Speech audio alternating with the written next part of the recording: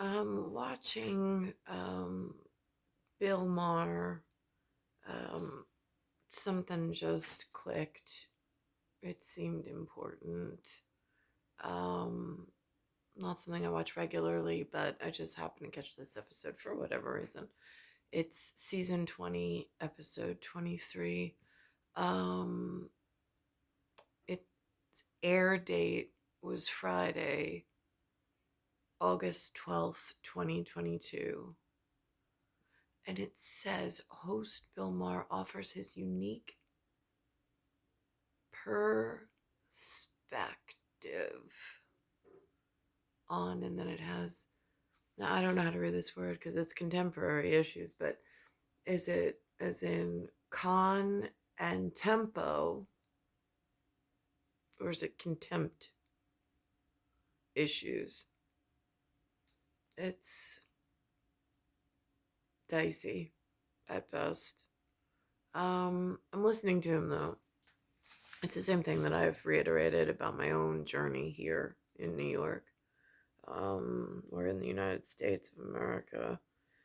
Um, I went over the Roman numerals today.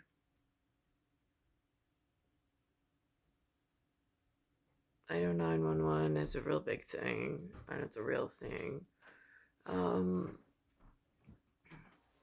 and then on the Roman numeral chart, it had the way that the Roman numerals are, the way my grandfather used to write them, which on some of his artwork, he has Roman numerals. Um, and then in some, I mean, they're calling what I refer to as numbers that I learned in elementary school, which we just knew them as like an English set of numbers. I read on the Roman numeral chart to decipher the difference or to distinguish the difference, to have a distinction. One is considered an Arabic set, and the other one is the Roman numeral set, which I never really looked at with keen eye because I never really had, I mean, the numbers that I use were taught, and it's just what's here. It was, the language was English, and then it was numbers. There was no distinction of Arabic or Roman inside the school. Um, it was what it was. So the XIX with this Brotherhood label that I've picked up on in some outside area, and their flags, which I don't know what's going on there. And I'm keeping an eye on that. And then there's this other thing that doesn't fit into their flag system necessarily. I mean, in the house of the sun and like the house of August, I think Thor is born in August and he's on the 11. But I know that there's someone else in the world that I've met that's not in astrological house of um, whatever, that uses it with a sound to it, so that gets confusing. But anyhow, so in this health system, this man talks about going to a doctor. He went to 10 doctors in 10 days. So that would be represented by an X in Roman numerals, not to be confused with a 9, not to be confused with an 11, not to upset anybody out of the ordinary. This is just part of my experience here in New York in their healthcare system. We're no longer in the Brotherhood of the 19. It's now in the 20th century.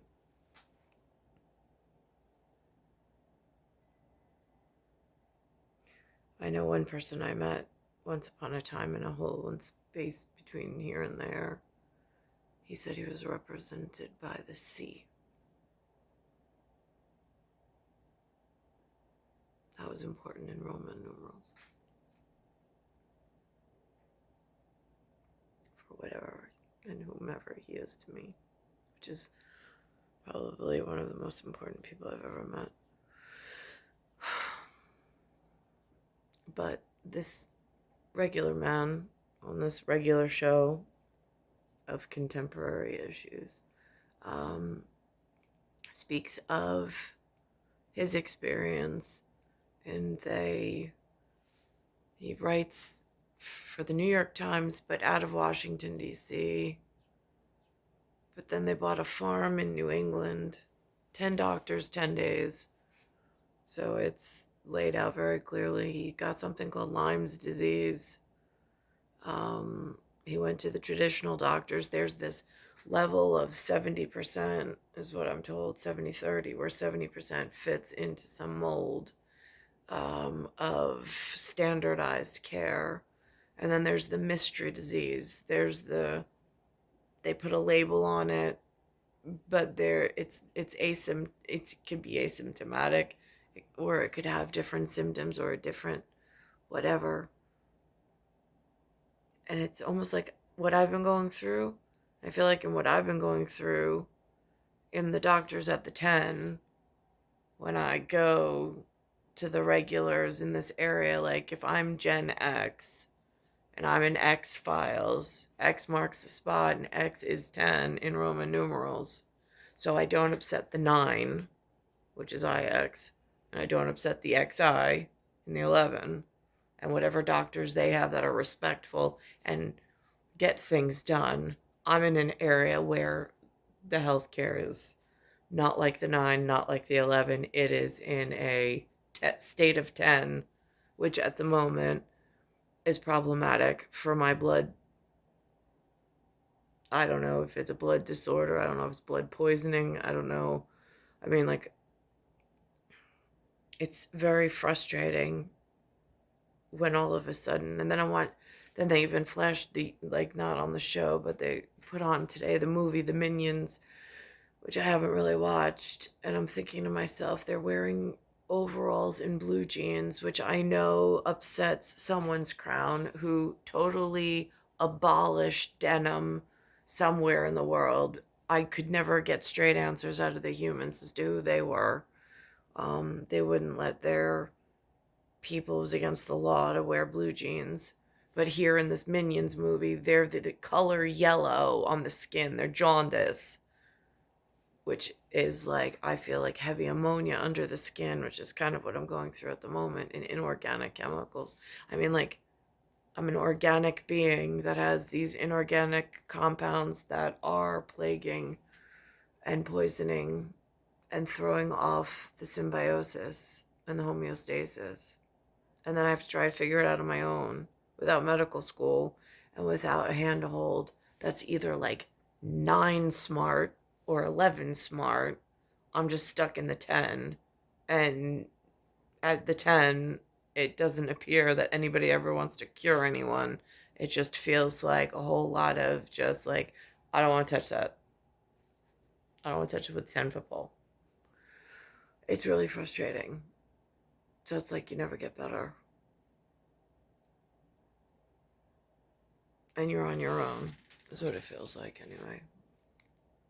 And not because I willed it to be so, not because I want it to be so, just that's the way that they're interacting at the moment. Outfit is over here. Ross, how are you, sir? Great to see you. I mean it very sincerely. There's so much going on in the world, but for the next 10 minutes, we're going to talk mostly about Lyme disease. Because hopefully no one is watching the ratings dial at HBO headquarters. Well, you know what? Hopefully no one is out there, in New England or places where these chicks are, walking around with bare feet. Because, I mean, you've been to hell and back. That's what your book is about. First of all, I'm just so glad you look fine. You look healthy. I'm so glad you came back. And, I mean, you talked about the fact that when you got this in 2015, I think in the first 10 days you saw 10 doctors, all of which were wrong about what you had. Yeah, so my wife and I were living in Washington, D.C. That's a lot of insurance charges. Like in my case, I tried to pick doctors, but I tried not to doctor shop, tried not to use too many doctors to find that perfect blend of somebody's paying the bill. So I want to be responsible in using this health insurance that they've given me in order to get the correct answers. But then it comes to a point where they're just all pretty cookie cutter and they're not contributing. It's just they give you a result of some test or they send you for more tests or unrelatable tests. And you're like, okay, so what did that do? Like in your quest to find the mystery disease that I have or the dysfunction that I'm currently with this anemia, like what's the cause? They never get to the cause. It's like for a joke, for the punchline. It never comes. They just keep repeating the joke over and over and over again. It's really frustrating. As elitist journalists tend to do. And like a lot of people in DC, we had a fantasy of escaping to the country. We were both from New England, and at a certain point, we just decided to do it. To where? To Lyme itself, the town? To a town where my wife grew up in Western Connecticut. So we bought the farmhouse, the stone walls, the barn. I was going to be a gentleman farmer, something like this. Sounds like Green Acres. It was Green Acres meets Stephen King. That was basically the dynamic. Right. Because that's what happened. Right. while we were moving there, while we were still in DC, but we'd done the home inspection, and I wandered in the fields and inspected my whole beautiful property. I got horribly sick in this bizarre way where I had pain all over my body, phantom heart attacks. I lost 50 pounds, which inspired some people to say that I was looking really good, but in fact was not ideal. And yeah, no one could figure out what was wrong. And these 10 doctors in 10 days, these were all MDs, right? I'm assuming that you went that route first. And a lot of them said it was stress. Yeah, it was. You're moving. Have a column for the New York Times that has to be stressful. They'd read the comments on my columns. We're talking. But we're talking about serious pain, right? Yes. I mean, like. I was sleeping about an hour a night. Right. I was going to emergency rooms with chest pain, and nothing was showing up on blood work. And basically, they were conditioned to say, right, it's all in your head. I mean, you see why, besides the fact that I do care about you and glad that you're better, why I'm so glad you're here to testify, because this is sort of the case I've been trying to prosecute on television for about 30 years. And it's never popular. People want to believe that the doctors are a priesthood in their white coats and they have all the answers. And you're just living proof of what I've been trying to tell them. I don't think that necessarily they're corrupt, although there is some of that. They just don't know a lot. So here's your statement. You said, I very quickly entered a world where the official medical consensus had little to offer me. It was only outside that consensus among Lyme disease doctors whose approach to treatment lacked any CDC or FDA imprimatur that I found real help and real hope. What did they know that the other doctors didn't? So basically, they knew that there's sort of a standard way that you get Lyme disease, which is true of many illnesses, and medicine in its sort of great successes, which I'm not here to criticize, is built on figuring out what the standard case is and treating that case. And with Lyme disease, the standard case is you get a bullseye rash around where the tick goes in, you get a positive blood test, you take 2 weeks of antibiotics, you're better. And for about 70% of people who get Lyme disease, that's what happens. And then there are the other exciting cases, like myself, in which the sort of easy answer doesn't work, and it's not just that you have to sort of go outside the consensus, you have to experiment. And this is something, this was, I guess, 4 years before COVID gave us, a kind of crash course on what it means to have a disease that nobody has encountered before. But basically, when you're in that 30% of any given disease that doesn't fit inside the box, you have to both find doctors in strange places and you have to sort of become your own doctor and sometimes do very Right. strange things to yourself. What strange things did you do to yourself? You know, So, interestingly enough, if you live like, I don't know, one of the humans that were given some kind of opportunity, some place in the United States part of the North America, if you were given a place in the world that you could travel to and make money with, some kind of activity, some kind of like participation, which somehow I was withheld from, I don't know why. But if you were, then these experimental treatments and like trying to seek these things out makes sense as a possibility. For myself, with no employment, no money, I'm stuck to the menu of services that the insurance offers with the doctors that are capped. And then this week they came out and they said something about with the Trump investigation that the most top secret classified information starts with the letters SCI. I'm like, really? And I'm like, well, then how do they explain all the science stuff that they're letting the public learn? If the most classified top secret stuff is SCI, why is there a class that's SCIENCE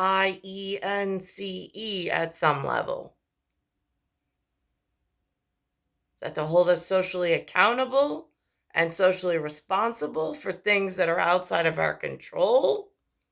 I mean, like, does that get relied upon at some point to have some kind of consensus to fix stuff like the really serious stuff with what's going on with the climate, the fires, the droughts, the fact that I can't get healthy? There's something going on with the pressure system. There's some convection going on. I was reading today about bacterium as it breaks down and I was looking at aerobic process and fermentation.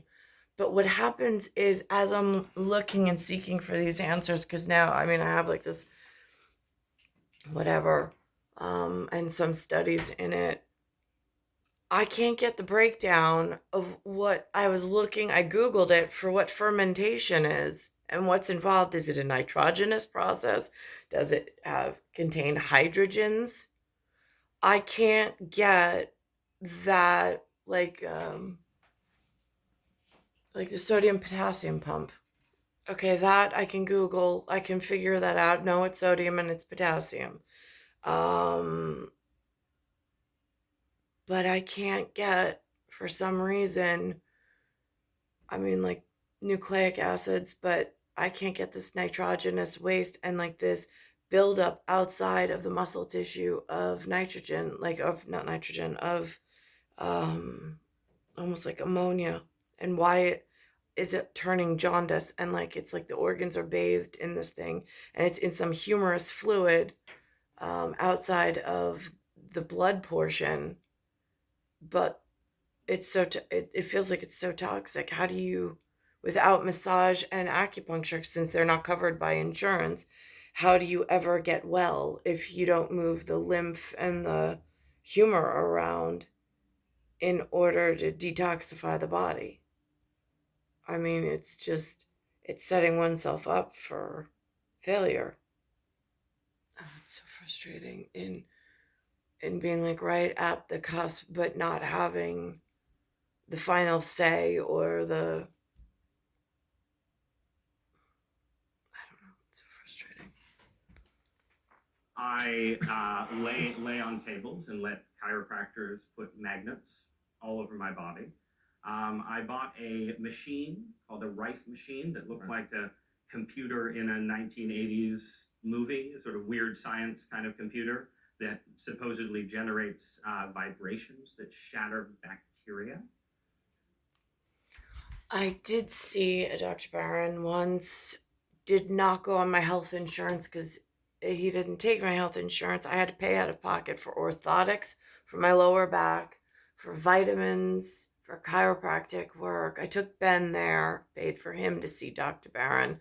So Benjamin knew what kind of doctor I was going to other than the insurance covered one, and that I was actually trying to help myself, even though a chiropractor wouldn't help with anemia, but perhaps if I could get the fluids in balance. Um, but to no avail. I just got sicker and sicker right before we lost the house and whatever. Just so Benjamin has his records updated for he was there. He met one of my doctors. Um,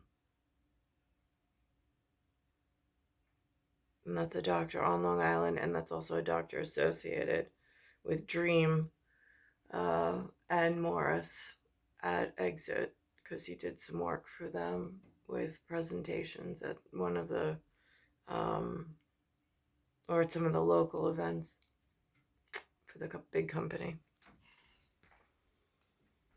And, as I describe it, and this is something I try and do in the book, when you have an illness like this, you do things, and while you're doing them, you think to yourself, well, this is obviously crazy.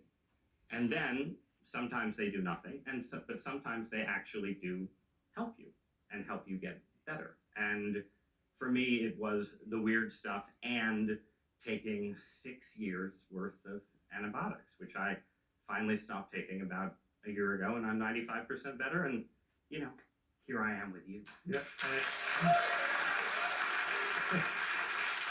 So again, I'm going to quote you. You say, from the beginning of the pandemic to its still unfinished end, there were weirdos on the internet. There were weirdos on the internet who were more reliable guides to what was happening, what was possible, and what should actually be done than Anthony Fauci or any other official information source. So there is kind of a connection here to COVID and medicine in general. Is like, yeah, there is a lot of misinformation out there. Some of it's from weirdos on the internet, and some of it's from Fauci. They've been wrong about a lot too. It's like you said, you have to be your own doctor. And I think what people like me have been saying all along is just don't stop me from reading what I want to read. Right. I mean, don't censor what I want to know, because you obviously have not proved that you should have a monopoly on medical information. I'm talking to the Western medical stuff. Right. And you are living proof of that, I think. Right? No, and I think I've tried to argue, sort of linking my own experience to the COVID era, that what you're looking for is balance.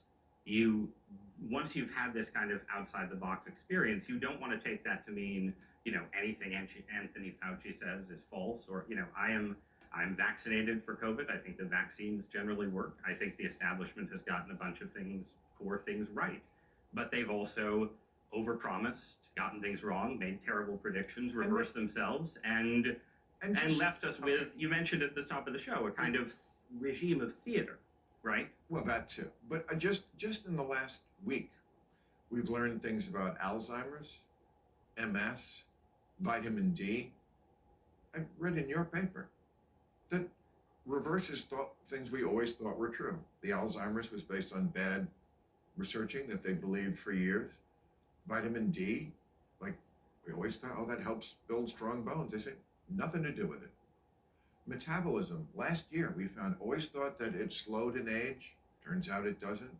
Again, you just don't know that much. So don't sit there with the white coat. Like, just do what I say. Because when have we ever gotten it wrong, and what don't we know? You don't know anything. No, you know more than we. You know something. You know something. I'll but not enough. Well, what you should know is there's a huge difference between science as a process, right, and science as a system of authority. Right. And science as a process is what you want to trust. Right. Don't give me the science. Right. You don't own the word the. Right. You give science. You give people the best. I mean, I think one of the biggest failures of sort of messaging in the pandemic has not been people like Fauci trying to offer their best opinion at a given moment. It's been the failure to sort of emphasize how provisional it is. To say, we're 3 months into a totally unknown disease that, for all we know, came from a Chinese laboratory, and here's our best. As you know from reading my book, there is also a lab leak hypothesis for Lyme disease too. Well, right, and who knows? But certainly it's possible with COVID, if not likely. But certainly, and we weren't allowed to say that, right? Or print it. That's not science. Yeah, there was 6 months where entertaining the hypothesis was considered Right. disinformation on Twitter. And then it became what it should be, which is, frankly, a hypothesis that is possible. We will probably never know because Right. the regime in China is going to ensure we never know. Right. But it's something that we can be, arguing about in interesting ways for a very long time to come. So one more, by the way, they found 3 weeks ago, a bacteria that is visible to the naked eye. They said it would be like discovering a human the size of Mount Everest, but they were never aware of it before. I thought this was going to be. I was expecting some kind of Mar-a-Lago joke. Well, Bill. No, and on the chronic disease front, one of the diseases that is sort of similar to Lyme disease in some of its presentation and often gets mixed up with it is MS, which probably some people in the audience have experience with. And about 9 months or a year ago, there was a study that said basically we think MS is caused by the Epstein-Barr virus, which Right. something like 40% of Americans have been exposed. And again, when I break down the word virus, it has the number 6 in it. And then it has this word that's been used for field, which then goes into fidelity, and it goes round and round the esoteric wheel of whatever. But again, these people are more polished. I mean, he's on a professional TV show. For me, I met somebody once that I can barely remember the entire event, and it comes and it goes like changing a channel of a TV show of what I'm able to really connect with as far as memory goes. It's not like I have a whole life library and it's like, oh, you want to know what goes on in 1983? Sure. And I just dial up 1983. But there was something, conversation, like a one-on-one conversation from someone. Hypothetically, if he was the establishment and he really was trying to help me, would I be angry? At the time I was healthy, I was young, it was before any of my kids, and it was before a crazy donkey and before everything that trailed thereafter. So my answer in that moment was whatever it was. And my answer now is, well, I really don't see you, whoever you were in that moment. And I don't see anybody like you in my day-to-day efforts. In a settlement, I feel very unsettled.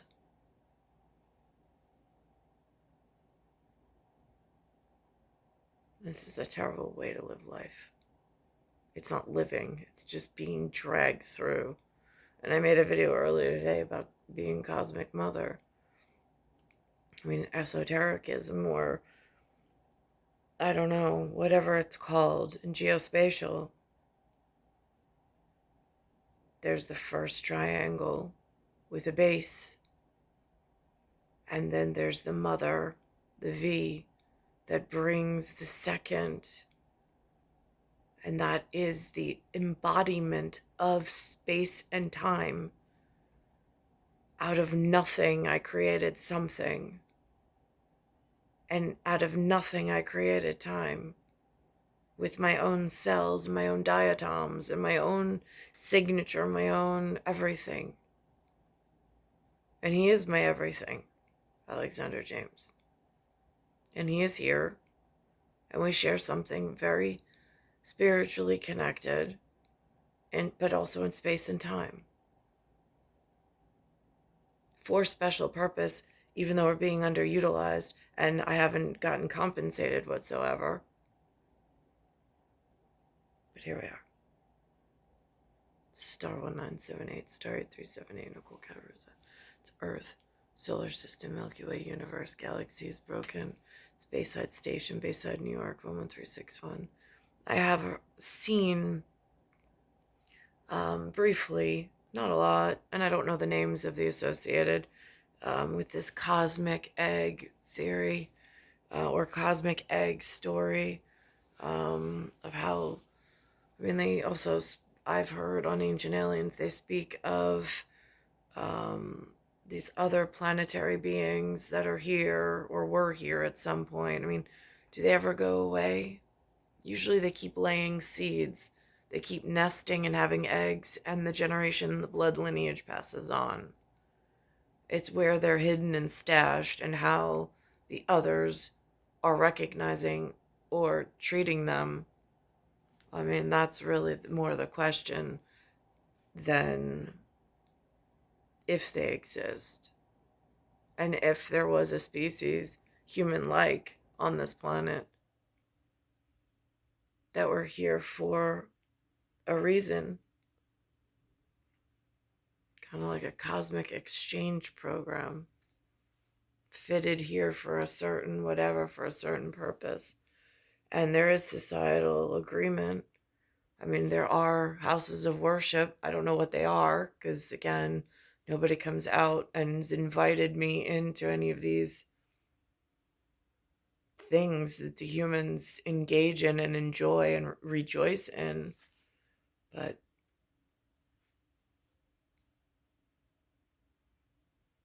it's Saturday. It's August 13th. It's 2022.